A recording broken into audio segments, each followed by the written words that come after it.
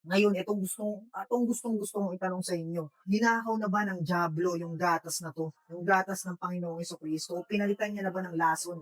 Kasi kung ano man yung lason o yung distraction na ipinalit niya sa gatas na dapat iniinom mo bilang espirituwal na sanggol, dapat handa kang itapon yung lason na 'to at hanapin ulit yung gatas na napo-provide ng ating Panginoong Jesucristo. Dahil ayun yung magpapalakad sa atin bilang sanggol, ayun yung magpapalaki sa atin, magpapalaki ng pananampalataya natin sa espiritual. Sinabi ni Jesus, pinagpala ang mga nagugutom at nauuhaw sa katuwiran sapagkat sila'y bubusugin. Ngayon yung gutom na tinutukoy ng Panginoong Kristo natin dito sa Bible verse na to, eh hindi yung sinasabing gutom lang na kakain ka ngayon o ng pansamantalang gutom lang. Ito yung sinasabi na gutom na parang katumbas ng mga taong nagugutom na nasa gitna ng disyerto. Na kahit papiliin mo ng diamante o tinapay, mas pipiliin pa nila yung tinapay dahil yun yung kailangan nila, yun yung sustansya na kailangan nila. Ganito yung gutom na sinasabi ng ating Panginoong Kristo, yung porsigido at desperado ka talagang isik yung word niya na araw-araw habulin yung pananampalataya mo sa Kanya. At kung sino man yung ganito, kung sino man yung ganito yung nararamdaman sa pang-araw-araw, siya ay bubusugin.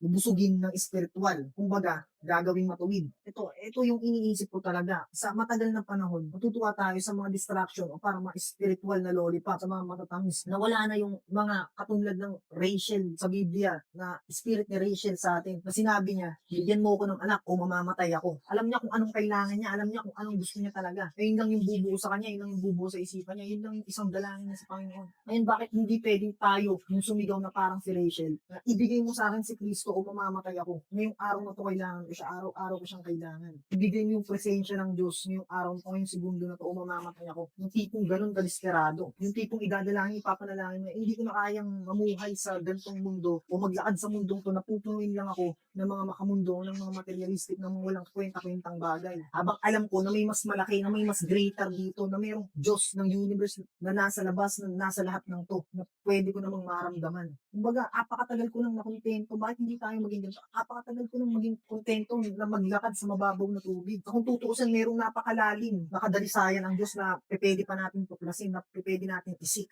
Bakit tayo naglalakad sa mga bagay dito lang sa mundo na to, dito sa 3D, o mga material na mga walang kakwenta-kwentang bagay. Kung nakukuha mo yung punto, na mayroon pang mas maganda, mayroon pang mas magandang isik, na mas out of this world, di ba? Bakit hindi yun yung pagtuunan natin ng pansin?